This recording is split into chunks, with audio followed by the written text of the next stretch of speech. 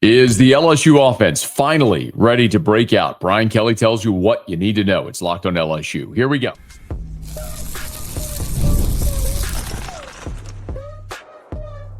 You are Locked on LSU, your daily podcast on the LSU Tigers. Part of the Locked On Podcast Network, your team every day. Okay, let's get it. It is Locked on LSU, your team every day. I'm your host, Matt Moscona. Thanks so much for making us your first listen. We're free, available wherever you get podcasts, of course, on YouTube as well. So please subscribe as always. One of the fastest ways to help us grow is by leaving your comments below. So thank you sincerely for that. This episode is brought to you by Mazda. Like our players, we sweat every detail because when you make every move count, pulling off the unexpected is only the beginning. Stay tuned later for highlights in this week's Moving the Game Forward Mazda Move and Be Moved. Brian Kelly summarized it perfectly on Thursday night, his last media availability before LSU takes on South Carolina. I think I made it pretty clear. We have to be more consistent offensively. We have to be more productive, from an offensive standpoint. It's been on again, off again. This needs to be much more consistent in its performance. That's where our offense needs to be. Is it going to be on Saturday? I hope so. But I know the process in terms of the work that we're doing. Nothing's up for discussion. We're looking at every facet of our offense to be more consistent and have more of a balanced approach to what we're doing. Let's be honest with what they are. You are what the numbers say you are. And LSU is 82nd in the country in scoring offense at 27.4 points per game. And if we're being completely honest, we know that 56 of those points came against FCS Southeastern Louisiana. You scored 17 against Clemson, only 23 against Louisiana Tech, 20 against Florida, and 19 against Ole Miss. So against against FBS opponents, the most you scored is 23 points against Louisiana Tech. Against the Power 4, the most you've scored is 20 points against Florida. That's what you are. You are 118th in the country in rushing offense. You're 45th in the country in passing offense. You are not good enough offensively right now. We all know that's the answer to the test. The defense is plenty good enough to beat anybody. The special teams have been outstanding this year. You've got to be better offensively. Now, Brian Kelly was asked, remember, when LSU played Florida, and Kelly had his mini blow-up after the game, the point he was making is, I'm paraphrasing, that LSU did what they had to do to win the game. For whatever reason, Nuss's injury, struggling offensive line, really good defensive front from Florida. They knew the advantage that day was the LSU defense limiting the Florida offense, and they were right. Turned DJ Lagway over 5 times. They held Florida to just 10 points in that ball game. So they knew they could play that style of ball. Punt, Brian Kelly acknowledged there were times he would have gone for it on 4th down, but knowing he had a great defense, they'd punt it and play field position. They played a conservative style. So Kelly was asked, is this a game, considering the struggles Carolina's had? Remember, LSU's 82nd in scoring. South Carolina is 100th in the country in scoring offense. And by the way, that number is skewed because they have 6 non-offensive touchdowns. So when you start boiling it down to what their offense has been able to do, that number is even less. So is this a game where LSU might follow a similar game plan of defense and field position? I wouldn't identify ourselves offensively as conservative, but I think, if you look at the way we played the game the last 2 games, it's been much more aggressive on 4th down. I think we played to field position a little bit. I feel like our offense is ready to break out. I don't want to hold them back from that perspective, that we go in with this mindset of, punt it deep, hold them down there, wait for a turnover. I don't think we're going to play that way. We're going to play to the assets that we have on offense and on defense. So I'm not going to go into the game thinking, this is a low-scoring game, keep the points down, kick field goals. I think we go in there with the expectations, kind of the question that was asked earlier, is that my expectations are we're going to continue to progress offensively and be much more consistent for 4 quarters. So They were conservative against Florida. Brian Kelly acknowledged it, saying that's not the plan they're looking to have right now. He said they've been much more aggressive on fourth down right there. I don't know how much I necessarily agree or think that makes a ton of sense. In that football game against Ole Miss, LSU did go for it twice on fourth down. They were 2 for 2, but on third down, they were just 2 for 11. So if you think back to that Florida game, that was the game where Brian Kelly acknowledged that they were conservative. They punted at times that they otherwise might have and played field position where they might have gone for it. LSU in that game was 4-14 on third down. They did not go for attempt a fourth down conversion in that football game against Florida. So to that degree, he is right that they at least tried a couple of fourth down attempts against Ole Miss, some of it out of obviously necessity. The other thing, of course, is the vertical passing game. This is a team that has made a living with their ability to beat teams deep, and they just haven't done it so far. LSU, so far through 5 games, has taken 23 deep shots.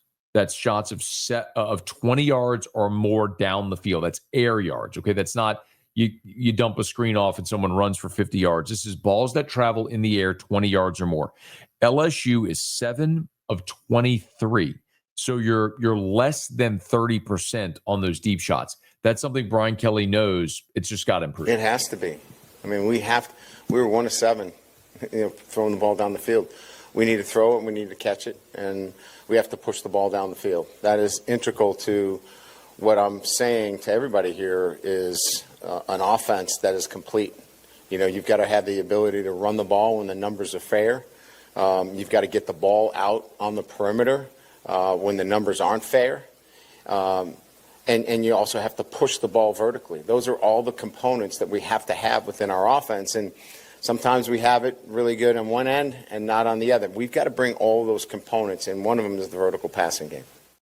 The two things they've been missing greatly is the ability to run the football and the ability to beat teams over the top. Again, 7 of 23 in the vertical passing game for this team, passes beyond 20 yards. And as Brian Kelly mentioned, just 1 of 7 against Ole Miss. When you think back to the game against Florida, that's another one where LSU really didn't even attempt necessarily to stretch the field. It's something they're going to have to be willing to do in this game against South Carolina and moving forward to where they feel like they're going to be able to do that, because so far that's not been the case. In 7 of 23 throwing the ball deep for Garrett Nussmeier this year. So hopefully that will improve Saturday night when LSU takes on South Carolina. And the other thing that Brian Kelly mentioned that could help this offense is not waiting to get going, which we saw against Ole Miss, which we saw against Florida, which we saw against Clemson. We need to start faster. We have not started at a level that is a standard of what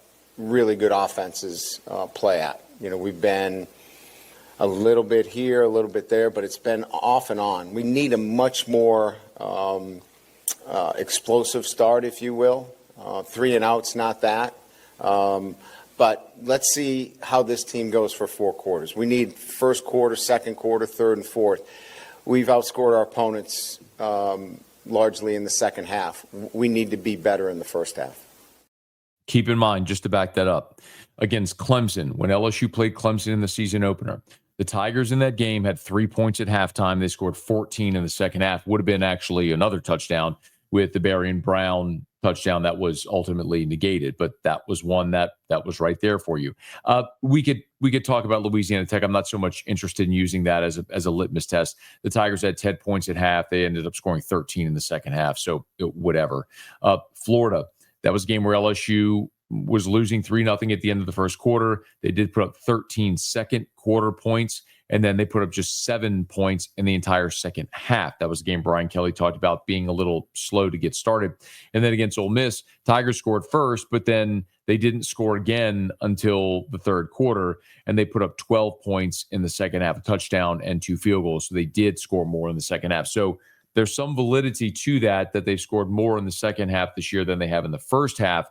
But it's not like the second half has been an offensive avalanche. So, yes, you'd love to score fast and score first, but you'd also like to be consistent for 4 quarters, which this offense just has not been. The good news for LSU is the defense has been, which is why they got a chance to beat anybody they play. Now, for LSU to be that good offensively, they're going to have to be healthy. And Brian Kelly gave some final updates before South Carolina on a few key players. We'll get to them next here. It's Locked on LSU, your team every day.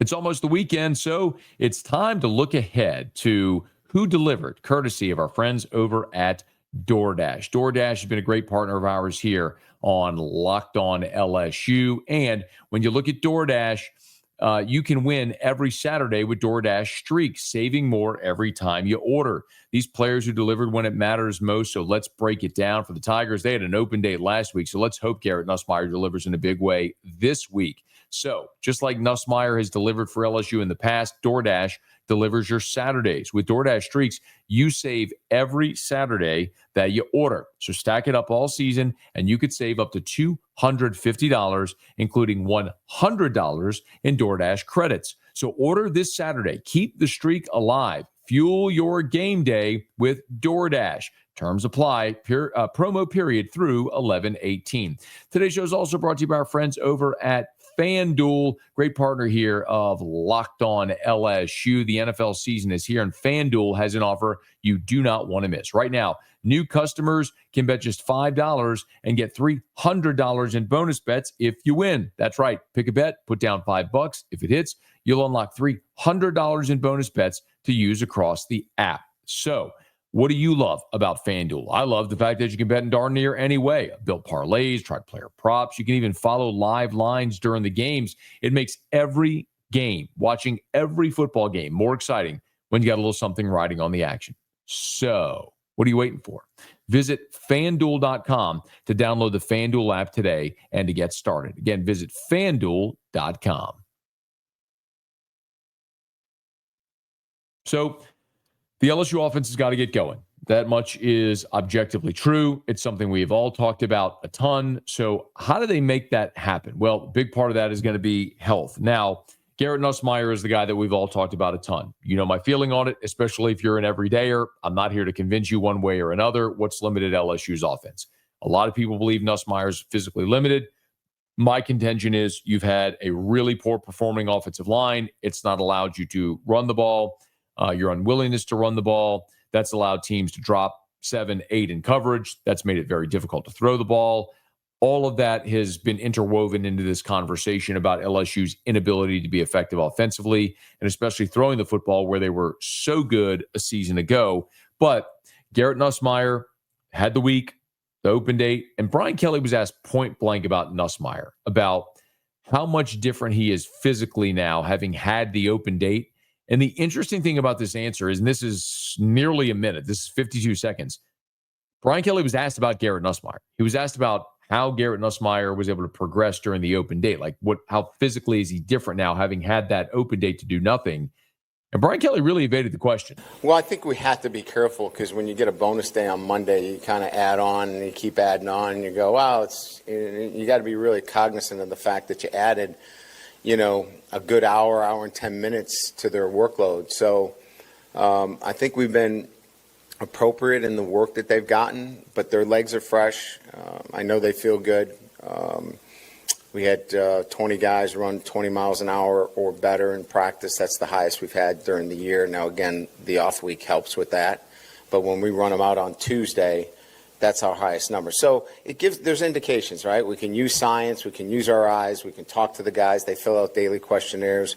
We get all that information, we get it all together, and then it helps me put together what the practice should look like in terms of volume. And I think we're striking a pretty good chord this week. So he didn't answer a lick about Garrett Nussmeier. And I'm not going to convince you of anything. If you think he's hurt, nothing I say is going to make a difference. We're going to all go watch him on Saturday and see how it goes. But for those worried or wondering about Nussmeier's ability to stretch the field, I'll remind you, against Clemson, what was perceived to be a really good defensive line, LSU took 3 shots beyond 20 yards the entire game. Only 3 balls went in the air beyond 20 yards. And by the way, one of those was the pass to Barian Brown that was incomplete in the end zone. One was the pass to Bauer Sharp that he nearly completed, barely missed scraping his feet on the ground. Then against Louisiana Tech, so if you thought Nussmeier was injured against Tech, 4, 5, 6, 7 passes beyond 20 yards against Louisiana Tech.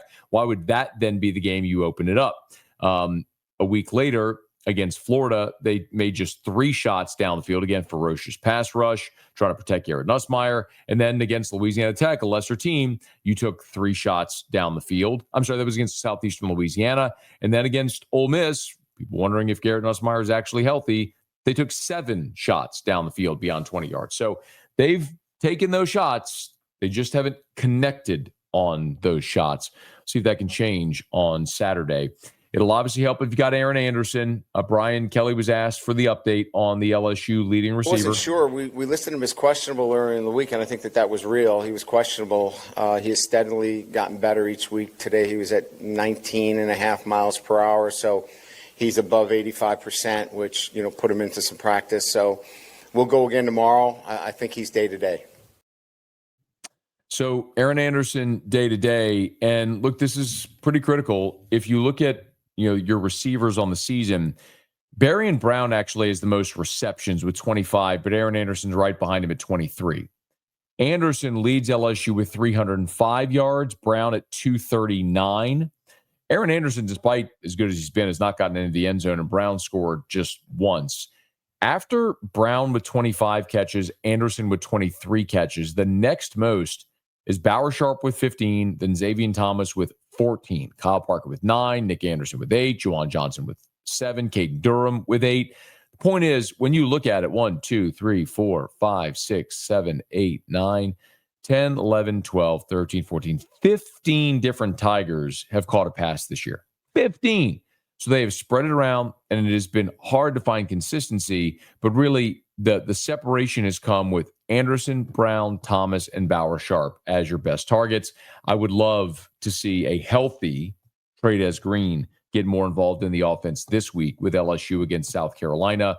One thing when you talk to folks at South Carolina that's pretty obvious, yes, Dylan Stewart's very good at defensive end. They even have some talent at cornerback as well. Where they are weak is at linebacker, and this could be an opportunity to create some mismatches with Trey'Dez Green and Bauer Sharp at the tight end spot. So something to keep an eye on Saturday with LSU taking on South Carolina when the Tigers are on offense. And the other big injury that we're keeping an eye on, of course, is Paul Mubenga. So Paul Mubenga left the Ole Miss game in the third quarter, second drive of the second half with an ankle injury. He's been doubtful all along. It still feels like he will not play Saturday against South Carolina. So the big question is, what do you do? If you caught our previous episode, we dug deep into that about what we feel about it. And my opinion is I would love to see Carius Kern get a really good opportunity. It'll be Cohen Eccles, Carius Kern as the two options there. And Brian Kelly sort of sorted through what they're looking at left guard. Well, right now, Cohen Eccles has got most of the reps there when Paul hasn't been in, and we have a lot of confidence in him. But Carius Kern is repping there as well.